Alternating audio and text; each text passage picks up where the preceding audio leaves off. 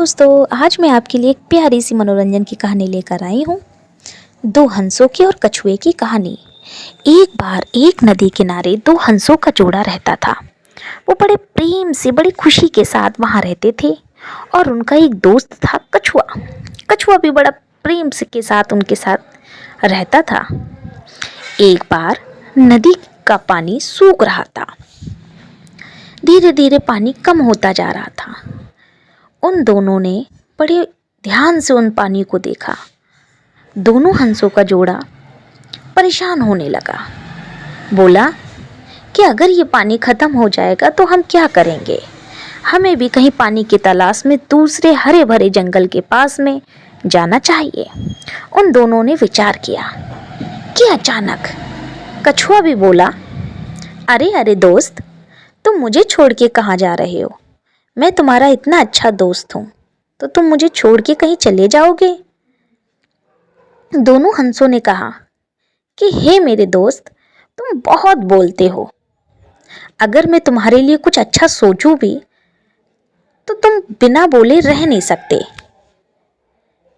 कछुए ने उनकी बात सुनी और कहा कि नहीं नहीं, मैं तुम्हारी हर बात को सुनूंगा, तुम भी मुझे ले चलो। हंसों ने कहा, हम पानी की तलाश में किसी अलग दूसरी जगह हम उड़कर जाएंगे और वहाँ पर रहेंगे। कछुआ बोला, हाँ भाई, मुझे भी अपने साथ ले चलो। मैं भी आकाश में उड़ना चाहता हूँ, हरे भरे पेड़ पौधों को देखना चाहता हूँ। मैं भी इतने ही बीच में रहता हूँ, इसलिए मैं भी तुम्हारे साथ चलना चाहता हूँ। दोनों हंसों ने कहा, ठीक है, लेकिन मेरी एक शर्त है कि तुम बीच में नहीं बोलोगे। कछुए ने कहा, ठीक है भाई। दोनों हंस एक जगह बैठ गए। उनमें से एक हंस ने एक लकड़ी उठाई और अपने मुंह में बांध लिया। एक हंस ने एक लकड़ी और दूसरे हंस ने दूसरी लकड़ी, और कछुए से कहा, तुम इसे मुंह से पकड़ लेना, लेकिन तुम बीच में नहीं बोलोगे।